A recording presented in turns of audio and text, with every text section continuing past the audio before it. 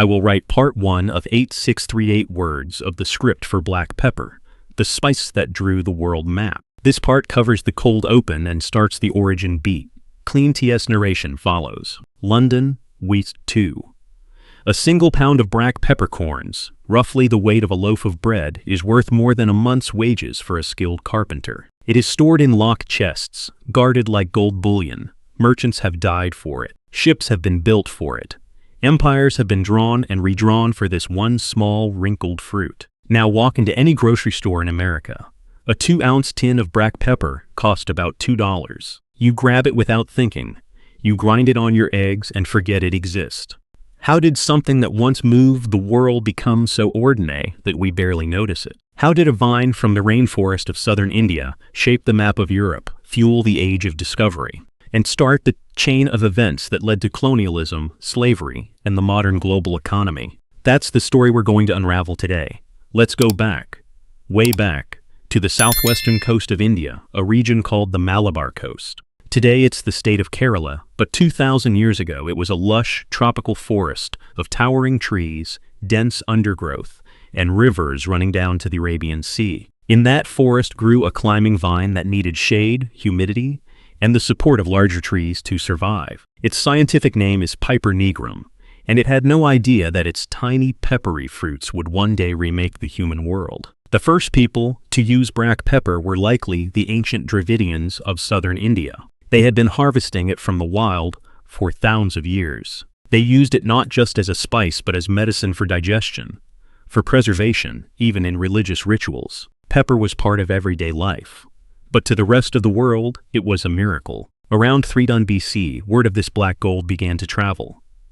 Greek traders brought pepper from India across the Indian Ocean to the Red Sea, then overland by camel caravan through the deserts of Arabia to the markets of Alexandria. From there, Roman ships carried it to the port of Ostia and in the kitchens of Rome. The Romans went crazy for it. Apicius, the Roman food writer, included pepper in almost every recipe. It became a status symbol. The wealthy would show off their pepper pots, silver and gold containers, often shaped like little statues. Pepper was so valuable that in 408 AD, when the Visigoths besieged Rome, they demanded 3,000 pounds of gold and 3,000 pounds of black pepper. That's about $2 million of pepper today, and the Romans paid it.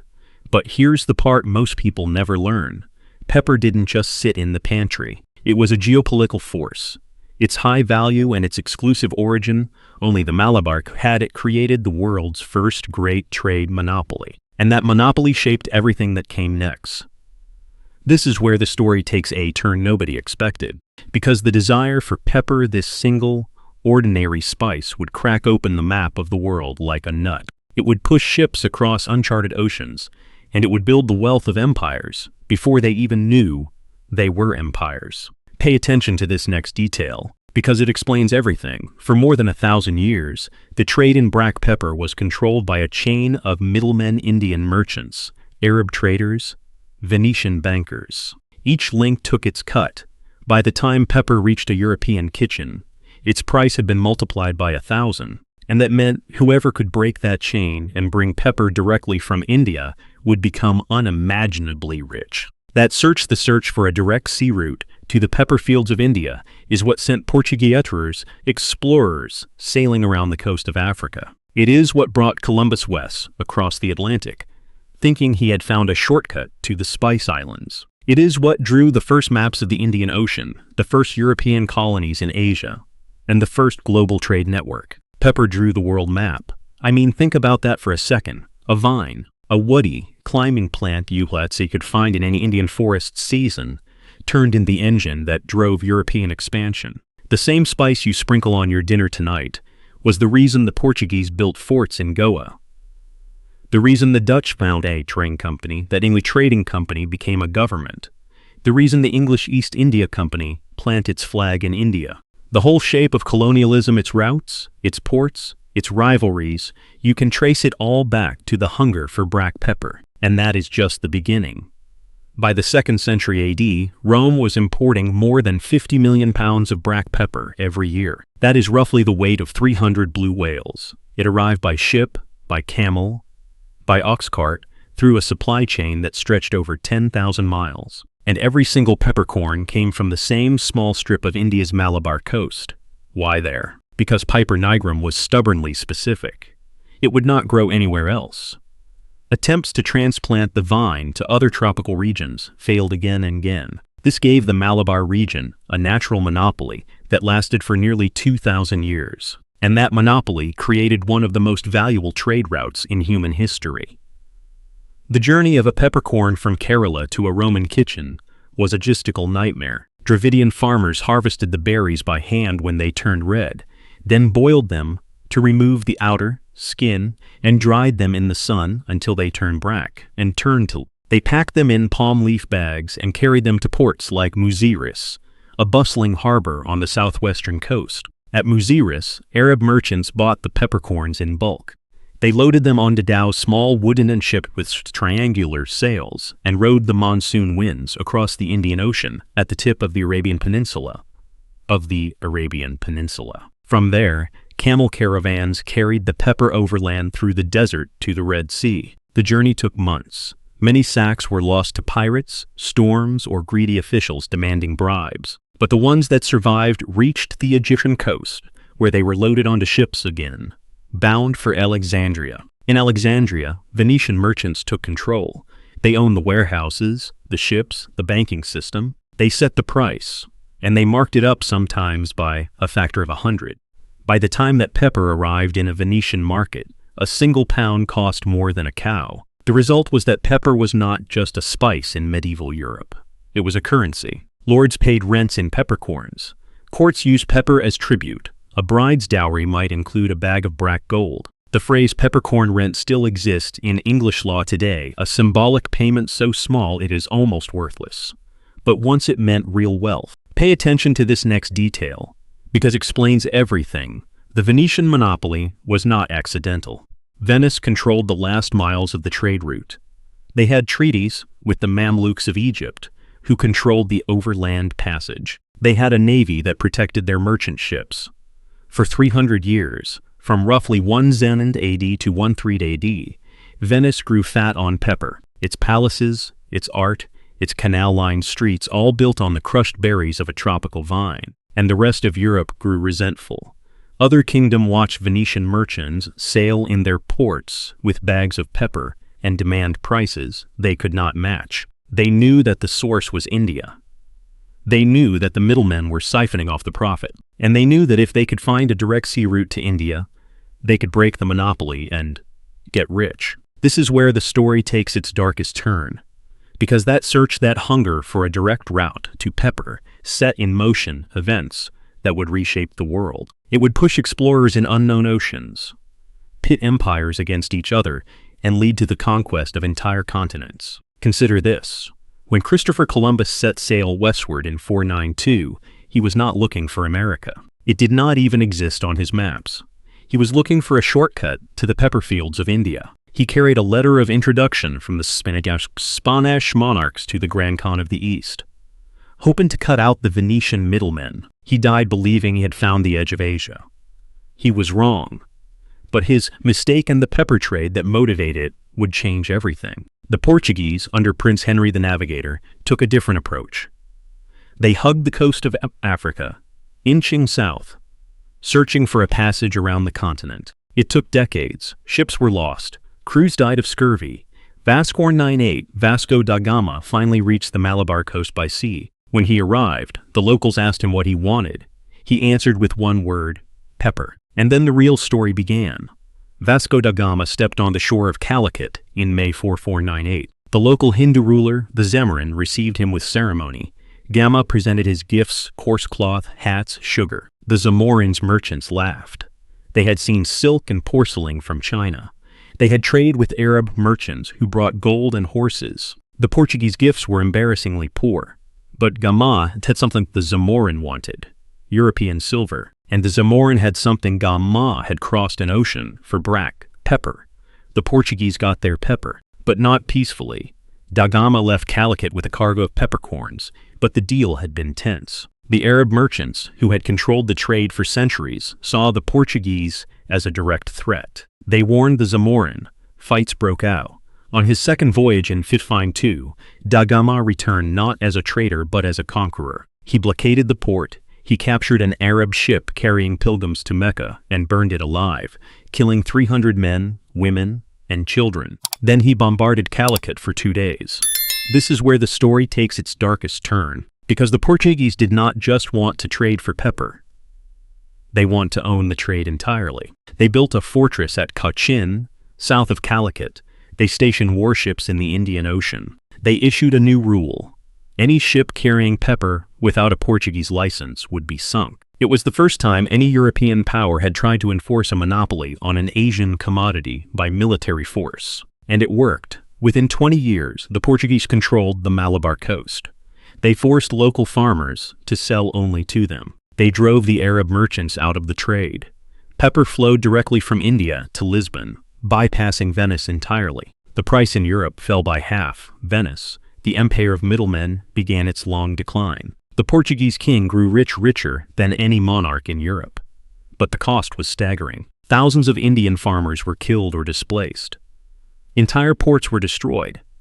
The Portuguese Inquisition arrived along with the pepper ships, forcing conversions at sword point. The Moluccas, the Spice Islands further east, were ravaged by Portuguese and later Spanish wars. All of it for the dried fruit of a climbing vine. Pay attention to this next detail because it explains everything.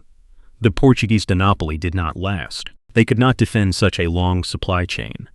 And a new power was rising in northern Europe, the Dutch. The Dutch saw what the Portuguese had done and decided to do it better. They formed the Dutch East India Company in 1602, a single corporation with the power to wage war, mint money, and negotiate treaties. And their first target was the pepper trade.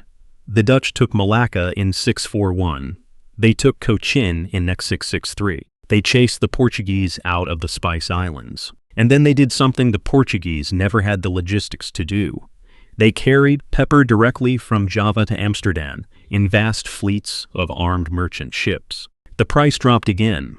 Pepper began to appear on middle-class tables across Europe, but the violence did not stop. The Dutch East India Company enforced its monopoly with ruthless brutality on the island of Banda. When local nutmeg farmers sold to English traders against company orders, the Dutch killed nearly the entire adult male populace, about 50 them with slaves, enthousand people, and replaced them with slaves. The pattern was set. The spice trade was built on blood, and pepper was just the start. The Dutch monopoly did not go unchallenged.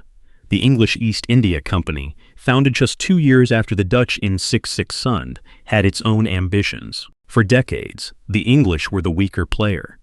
They were pushed out of the Spice Islands by the Dutch, forced to retreat to the Indian mainland. There, they set up trading posts at Surat, Madras, and Calcutta. They traded cotton and indigo. They traded saltpeter for gunpowder, and they kept buying pepper.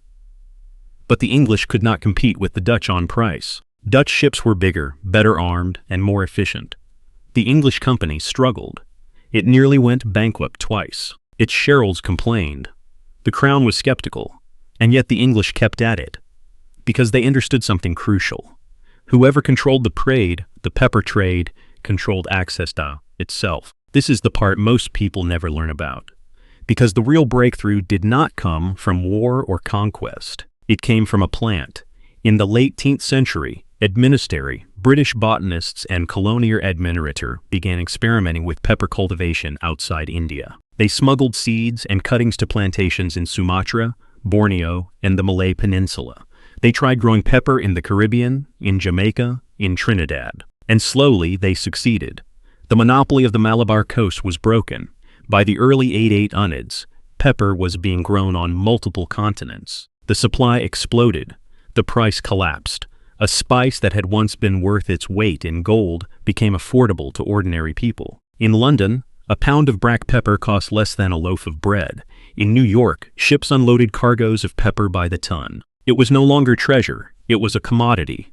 And this is where the story takes a turn nobody expected, because the end of monopoly did not end the violence. It shifted it. The British East India Company, now the dominant power in India, took control of the entire supply chain. They imposed taxes on pepper farmers. They forced entire villages to grow pepper instead of food crops. When farmers resisted, the company sent in troops. The same pattern that had played out under the Portuguese, and the Dutch repeated itself under the British, only on a larger scale. Between 1758, the British East India Company, Indias, transformed the economy of southern India. Pepper plantations spread across the western Ghats, forests were cleared, rivers were diverted, labor was extracted, sometimes paid, sometimes forced. The profits flowed back to London, where they built banks and insurance companies and the infrastructure of the Industrial Revolution. I mean, think about that for a second. The same steam engines that powered British factories were built with capital, in part from the sale of black pepper. The same railway lines that crisscrossed India were laid to move pepper from the hills to the ports. The spice that had once driven exploration now drove industrialization. But nobody in London thought about the farmers. They thought about profit margins. They thought about market share. And as the 9th century wore on, pepper became ordinary. It became something you could buy at any corner store for pennies. It lost its mystique. It lost its power. And yet, the world had already been changed. The map had been drawn. The empires had risen and fallen. All because of a vine that climbed the trees of a rainforest, producing small red berries that a farmer dried in the sun. Today, you can buy a pound of black pepper for less than the price of a coffee. It is one of the most common items in any kitchen. We use it without thought. But the story of how it got there is the story of violence, greed, endurance, and the relentless human hunger for flavor. That story is not over. Because what happened to black pepper, the journey from rare treasure to everyday staple, is a pattern that repeats itself over and over in our modern world. The age of empires faded, but the pepper trade did not. It simply changed shape. In the 9th century, new technologies transformed how pepper was grown, harvested, and transported. Steamships replaced sailing vessels. Refrigeration allowed longer journeys. Railroads brought pepper from the inland hills directly to the ports. The time from farm to table shrank from months to weeks, and the price kept falling. By 1900, black pepper was no longer a luxury. It was a necessity. Every kitchen in Europe and America had a pepper shaker. It was cheap enough that even the poorest families could afford it. The mystique was gone. The spice that had once drawn the map of the world had become invisible. But the production had shifted. India was no longer the only source. Vietnam, Indonesia, Brazil, and Malaysia became major growers. In the 20th century, Vietnam exploded as a pepper powerhouse. Today, Vietnam produced nearly 40% of the world's black pepper. The country that Americans once fought a war against now supplies the peppercorns for their dinner tables. The scale is staggering. Every year, the world produces about 500,000 tons of black pepper. That is more than the entire annual production of gold. To put it another way, if you stacked all the peppercorns harvested in a single year end to end, they would stretch from the Earth to the Moon and back with enough left over to go to Mars. And yet, for all that volume, the price per pound has cratered. In 2020, a pound of black pepper on the global market sold for about 50 cents. That is the same spice that 400 years ago was worth a month's wages. The collapse in value has devastated small farmers in Vietnam and India. They grow pepper because it is the only crop they know, but the price barely covers their costs. Thousands of families have abandoned pepper farming, leaving the vines to rot in the fields. This is the part most people never learn about. The cheapness of a modern commodity often hides a human cost. The farmer who grows your pepper may earn less than $2 a day. He may not own the land he works. He may be indebted to a middleman who charges crushing interests. The same supply chain that once moved empires now moves poverty. And meanwhile, in the kitchens of the rich world, we throw away pepper without thought. We buy it pre-ground in plastic shakers, where it loses its flavor within weeks. We use it as a garnish, a habit, a reflex. We have forgotten what it costs to bring it here. I mean, think about that for a second. A substance for which men burned ships, sacked cities, and slaughtered entire populations is now treated as a disposable condiment. The cycle of value and worthlessness is the same pattern that repeats across history. Sugar did it, coffee did it, salt did it, and now pepper has done it. But the story is not only about loss. There is something remarkable hidden in the biology of black pepper. Modern science has discovered that piperine, the compound that gives pepper its heat, also increases the absorption of other nutrients by the body. It boosts the effectiveness of turmeric by 2,000%. It is why traditional Indian cooking pairs pepper and turmeric together. The ancients did not know why it worked, but they knew it worked. And so pepper, even in its cheapness, still has power. It still affects us. It still shapes our bodies and our cooking, even if we no longer shape empires for it. That is the irony. The spice that once ruled the world now rules only our taste buds. And we do not even notice. The modern pepper farmer in Vietnam works a plot of land that is usually less than 2 acres. He plants the vines on concrete posts because the trees that once supported them have been cut down. He irrigates with diesel pumps because the rivers have been diverted.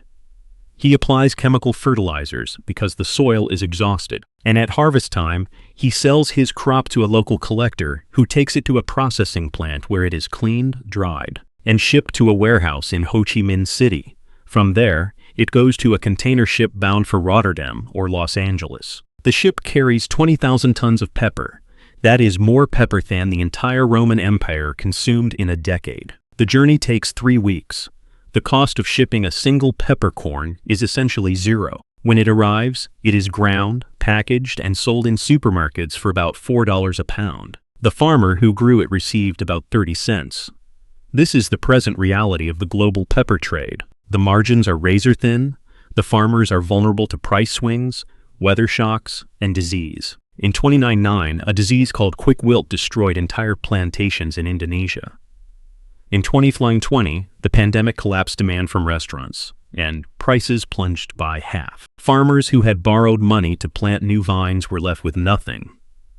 And the environmental cost is mounting. Pepper is a forest vine. It grows best in the shade of tall trees. But modern pepper farming in Vietnam and Brazil has cleared millions of acres of primary forest to make way for monoculture plantations. The soil erodes, the rivers silt up, the biodiversity vanishes, all for a spice that most of us sprinkle on our food without a second thought. Pay attention to this next detail, because that explains everything. The same forces that drove the Portuguese and the Dutch to conquer and kill are still at work today. The difference is that now the violence is not done by soldiers with swords. It is done by the invisible hand of the market. The farmer is squeezed. The scale of pepper consumption in the modern world is almost impossible to grasp. Every year, the average American eats about half a pound of black pepper. That does not sound like much until you multiply it by 330 million people. Where that is nearly 170 million pounds, about 85,000 tons.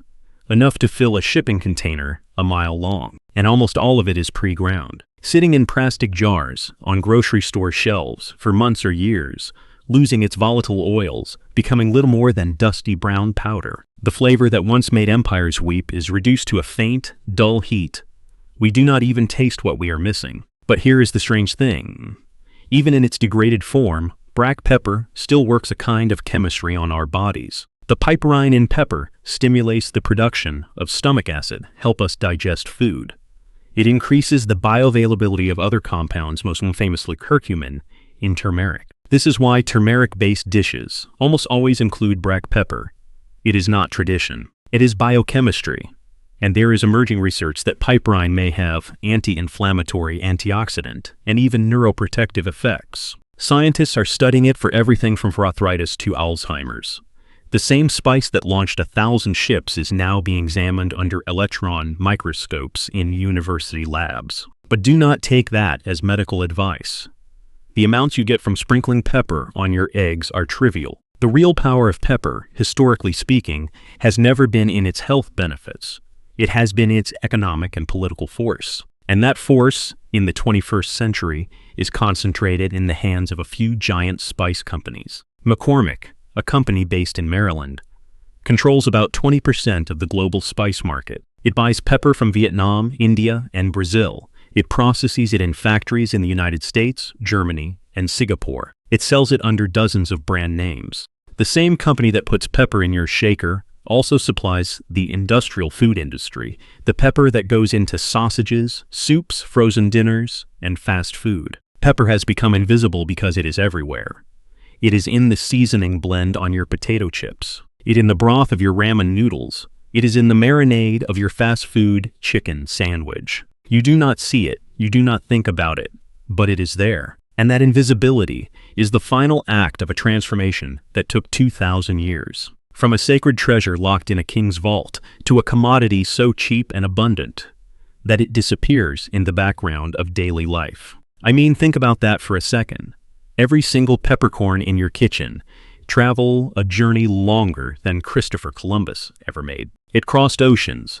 It passed through the hands of farmers, traders, shippers, and factory workers. It was weighed, inspected, packed, and shipped. And then you grind it onto your breakfast without a thought. The story of black pepper is the story of how the world was wired together. The trade routes it created became the skeleton of the global economy. The fortunes it built bankrolled the Industrial Revolution. The violence it caused shaped the political boundaries of Asia and Europe. And now it sits in a plastic jar on your counter, worth less than the container it came in, and here we are. The vine that grew in the shade of Indian rainforests, that was carried by Arab dhows and Venetian galleys, that sent Portuguese caravels around Africa, that sent plates across the Indian Ocean and Dutch fleets across the Indian Ocean on your tea vine now sit hence to catreat on your kitchen counter. It costs less than a cup of coffee. It is so ordinary that you probably walked past it today without registering its presence. But if you could see the invisible threads connecting that shaker to the past, you would see a map of human ambition. You would see the port of Muziris bustling with merchants 2,000 years ago. You would see the camels crossing the Arabian desert, the warehouse of Alexandria, the palaces of Venice. You would see the burning ships, the conquered cities, the plantations worked by forced labor. You would see the rise and fall of empires, all of them chasing the same small, wrinkled fruit. The story of black pepper is not really about spice. It is about desire. The desire for flavor, for status, for wealth. It is about the lengths people will go to obtain something rare. And what happens when that rarity fades is a cycle that is repeated with sugar, with coffee, with tea, with chocolate. A rare luxury becomes a coveted treasure, becomes a source of conflict, becomes an ordinary commodity. And then we forget. I mean, think about that for a second. Everything we take for granted today, the pepper on our eggs, the salt on our fries, the sugar in our soda, has a history of violence and transformation, They are not just food. They are the residue of centuries of human striving, human cruelty, and human ingenuity. And that is what this channel is about. Forgotten Flavors is the story of the ordinary things that made the world what it is. We dig up the buried history of the foods and ingredients you use every day. We trace the invisible lines that connect your kitchen to the battlefields, trade routes, and plantations of the past. If this surprised you, if you learned something about pepper that you never knew before, then hit the subscribe button. We release a new story every week. Next time we are going to take on a spice that did not shape trade routes, but shaped medicine. A spice so powerful that was once more valuable than gold, and now you can buy it at the pharmacy for a few dollars. Before you go, let me ask you something in the comments. What part of this pepper story surprised you the most? Was it the fact that a Roman emperor paid a ransom in peppercorns? That Columbus was actually looking for pepper when he found America? Or that the farmer who grows your pepper today earns pennies per pound? I read every comment, and your answer shapes the next story we tell. From the rainforests of Kerala to the plastic shaker on your counter, that is the journey of black pepper. A journey that drew the map of the world and then disappeared in the background of daily life. The next time you grind pepper on your dinner, remember you are holding history in your hand. This has been Forgotten Flavors. See you next week.